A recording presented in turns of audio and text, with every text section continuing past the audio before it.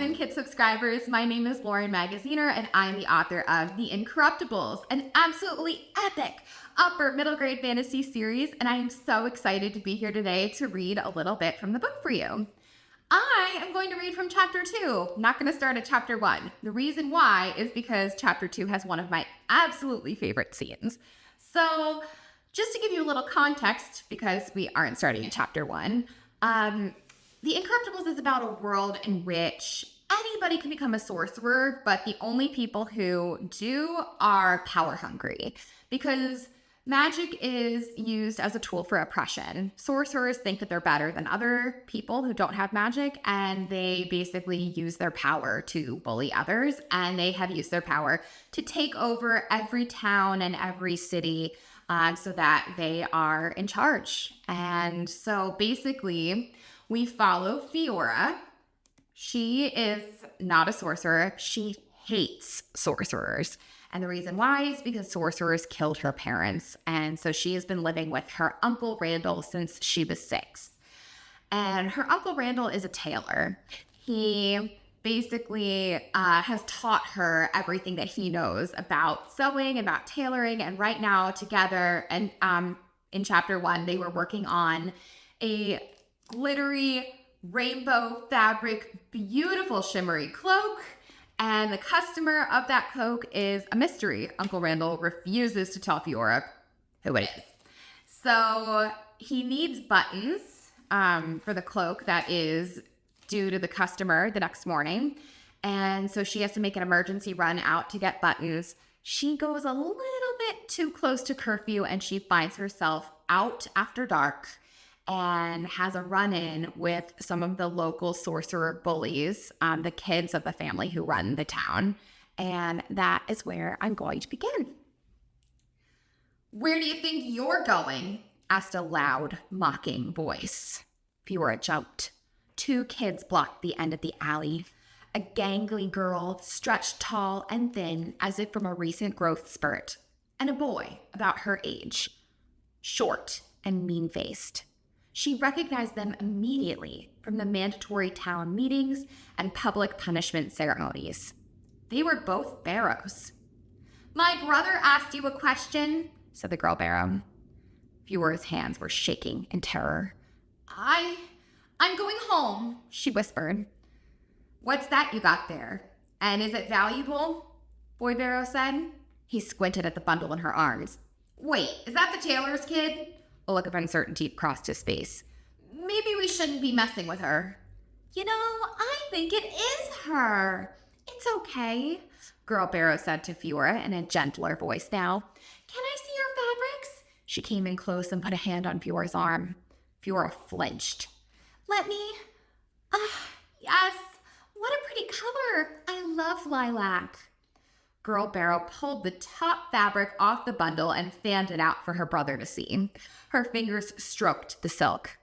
"Look at how pretty this is, Vic. It really is lovely." "Thank you," Fiora said, straining to keep her voice even. "Can I have it back now?" "Sure," Girl Barrow said. "Here." Fiora reached out and the fabric burst into flames. "No!" Fiora cried, jerking her hand back. The whole cloth was engulfed and turned to ash before her very eyes. Girl Barrow sneered. Tears prickled as Fiora hugged the remaining fabrics close to her chest. "The Barrows won't harm you." "Aw, look, Aristea," Boy Barrow said gleefully. "You made her cry." True enough, Fiora was crying, but not from sadness or in fear. These were tears of fury. "How dare you?" Fiora said, her cheeks hot.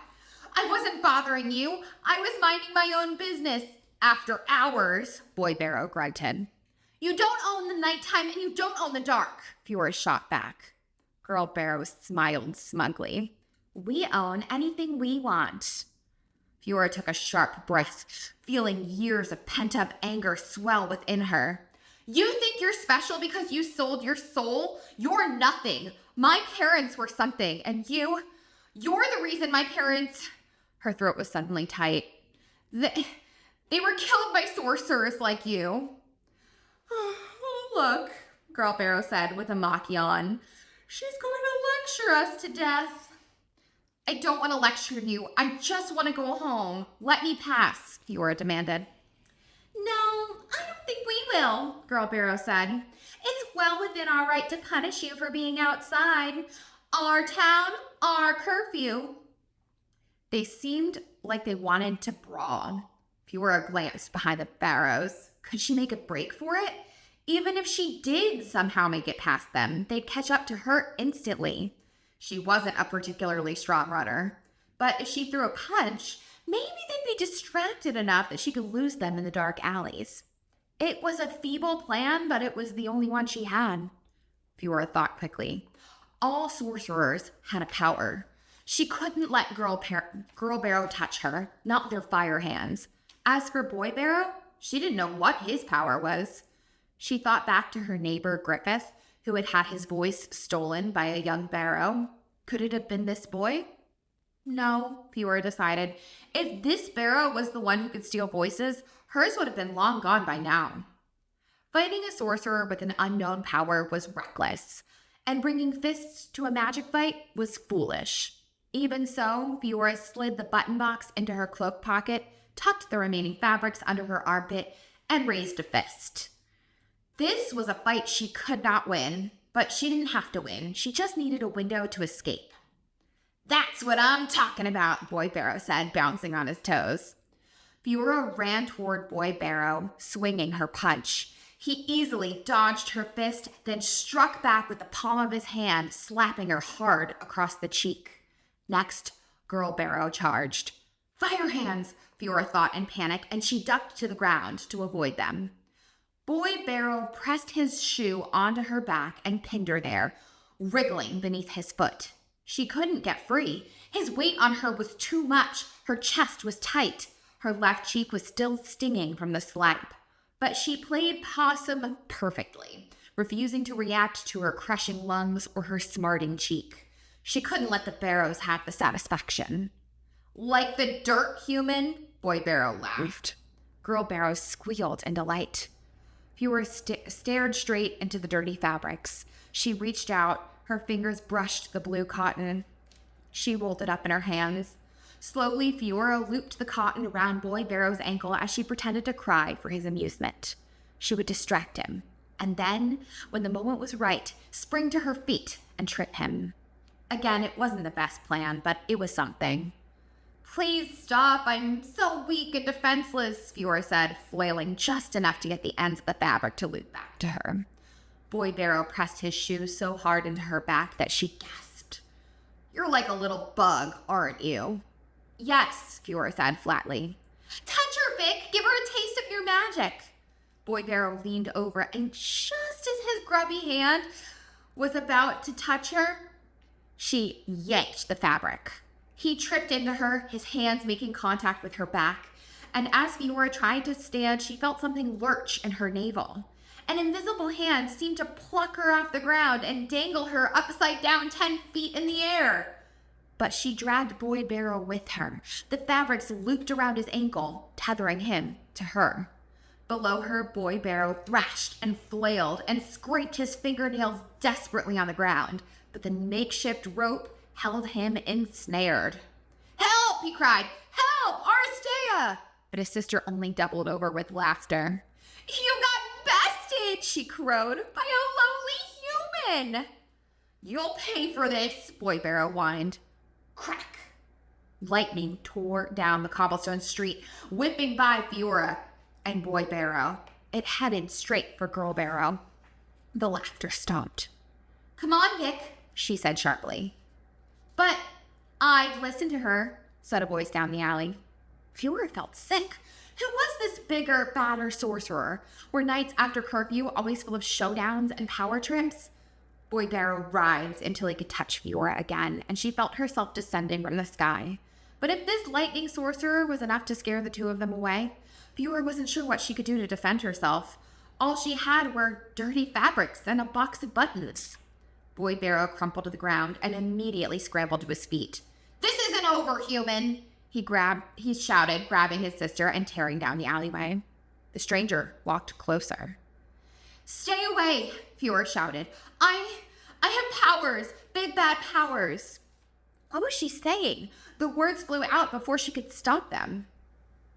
You do, huh? Said the stranger. And you didn't use them before because I was saving them for you? Now you'd better leave me alone. Fiora gathered the dirty fabrics in her arms, dreading the tongue lashing she'd received from Uncle Randall. The stranger stepped closer, and Fiora's skin prickled. Can I give you this? The stranger asked, pulling down the hood of her cobalt blue cloak. Now that the stranger was closer, Fiora could see her better. She was younger than Fiora had expected. At least, younger than Uncle Randall. Older than a teen, but not old.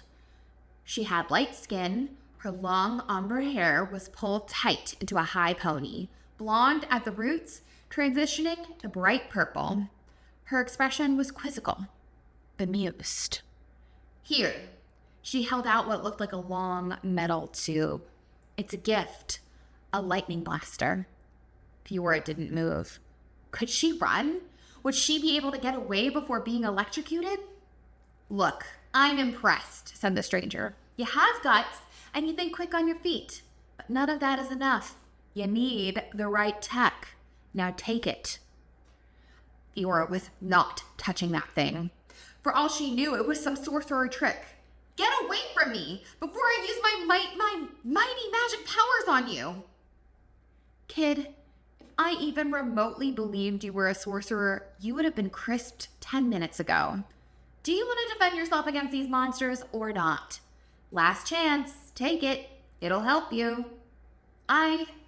You're not a sorcerer? Don't insult me. Then, who are you? You know. Fiora realized she did know.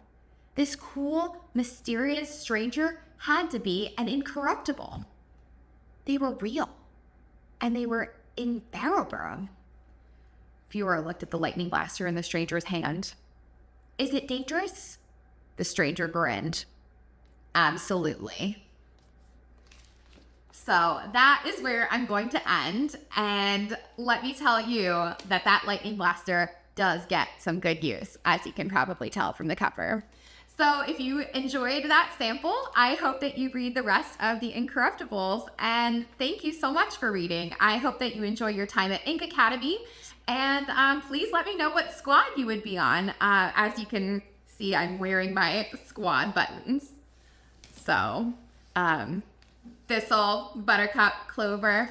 Thanks so much for listening. And if you like videos like this, be sure to subscribe to this channel. See you soon. Bye.